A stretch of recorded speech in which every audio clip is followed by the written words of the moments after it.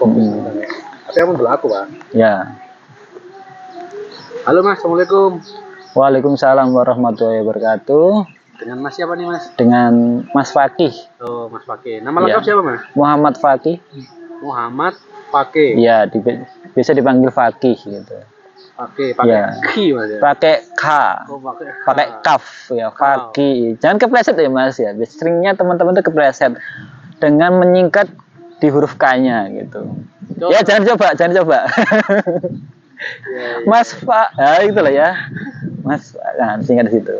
Kan suku kata kan Fakih gitu kan kalau pakai hukumnya suku kata itu. Kalau saya percaya Mas, nama itu doa. Arti nama Fakih apa? Wah, ini sangat berat Mas. Nama saya gitu.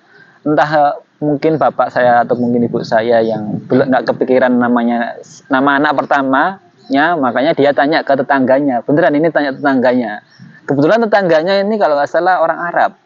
Orang Arab. Saya lahirnya soalnya di kos-kosan kan waktu itu kan kosan di Jakarta gitu. Ini namanya anaknya siapa ya? Ya udahlah namanya Muhammad Fakih. Muhammad kan kalau bahasa Indonesianya kan yang terpuji. Fakih ini lebih berat lagi sebenarnya itu. Fuqaha. Nah, fuqaha itu ilmu fikih. Fikih apa? Hukum Islam. Berarti orang yang terpuji yang paham hukum Islam. Niatnya begitu. Mungkin. Sungguh beban berat. Sangat berat sekali. Hidupmu Mas ya. Sangat berat. Keseharian sibuk apa Mas? Kalau sekarang banyak sih Mas, karena apa aja yang bisa memberikan income dan juga bisa mengaktualisasikan diri itu. Yang pertama saya jualan es gitu di rumah, terus juga istilahnya itu juga magang di toko. Ya, kalau bahasa umumnya mungkin bantu orang tua ya, tapi di sini saya niatnya adalah untuk magang di toko karena kedepannya mungkin saya diamanahi sama orang tua saya untuk buka toko, jadi lebih siap lah gitu.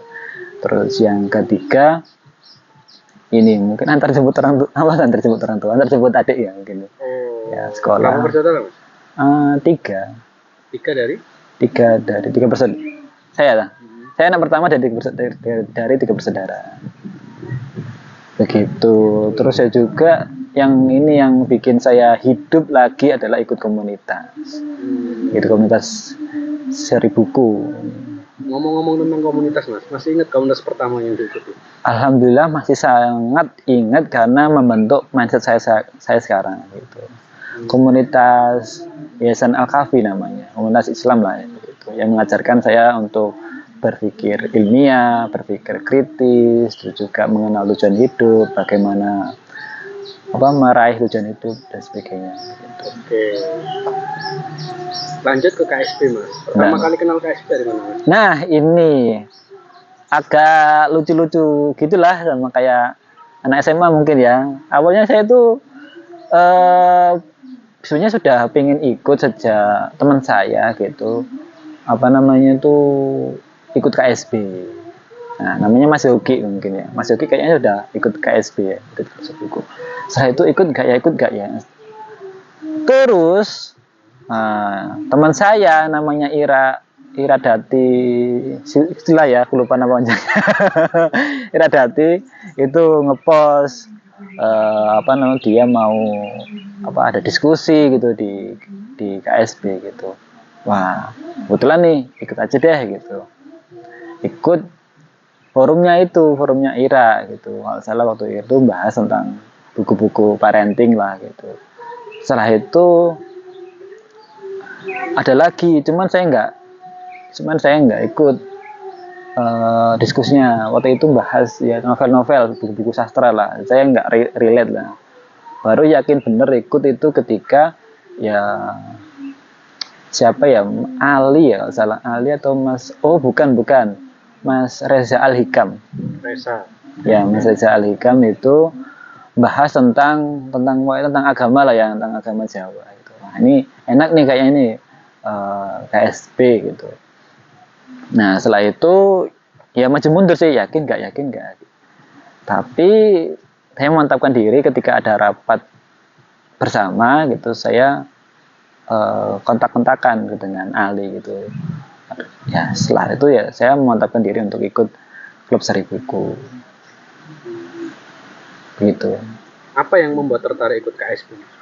Lebih ke diskusi mas.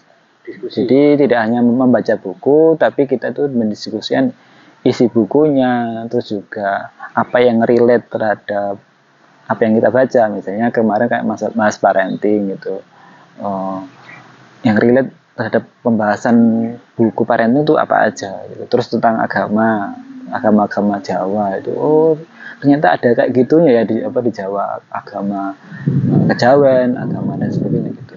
Ada relate gitu. Tidak hanya membaca gitu, tapi ada diskusinya. Aku sukanya di situ.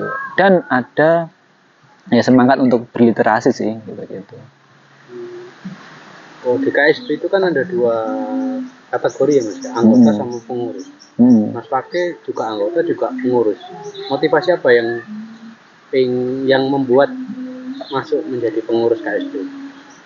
Awalnya sih coba-coba ya kayak caplan ya. Awalnya sih coba-coba begitu. Jadi pengurus gak ya, itu anggota biasa ya gitu. Ya yang bikin saya termotivasi jadi pengurus dan juga sekaligus anggota karena saya ingin literasi ini bisa dinikmati oleh semua kalangan. Semangat literasi ini bisa dinikmati oleh semua kalangan, dari bacaan maupun penerapannya begitu. Karena yang saya amati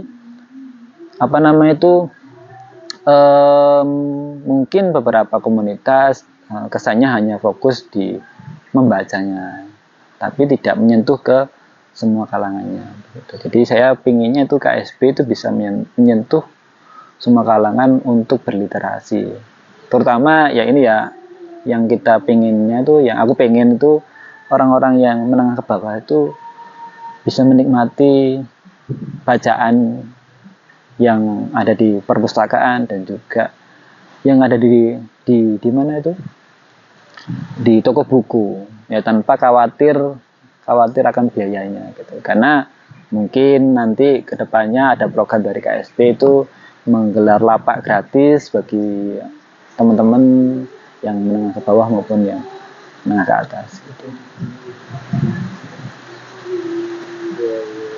Kalau dari Mas Waki sendiri, mimpi apa yang mau dicapai untuk KSP tahun ini? Kalau tahun ini pengennya banget itu mimpinya, kalau untuk mimpi kan jauh banget ya. Mimpi yang terdekat ya. Kalau mimpi yang terdekat sama yang tadi kan ngomong jauh karena ada 2 versi itu ya. Kalau yang terdekat ini ya pengennya KSP itu secara program tuh lebih dirutinkan, baik diskusi atau mungkin baca bareng gitu. Karena dengan adanya kegiatan-kegiatan yang sering ketemu pengurusnya, kita lebih akrab satu sama lain begitu. Dan juga ini bisa bisa jadi bergaining ke komunitas lain gitu, agar kita bisa berkolaborasi dengan komunitas lain. Oh yang kedua tadi agar KSP itu bisa berkolaborasi dengan komunitas lain. Kalau mimpi yang jauh itu ya menjadikan KSP ini sebagai role model role model literasi se-Surabaya gitu. Surabaya lebih dikenal begitu. Kira-kira optimis ya Mas membangun literasi di Surabaya? Optimis saja gitu, karena sebenarnya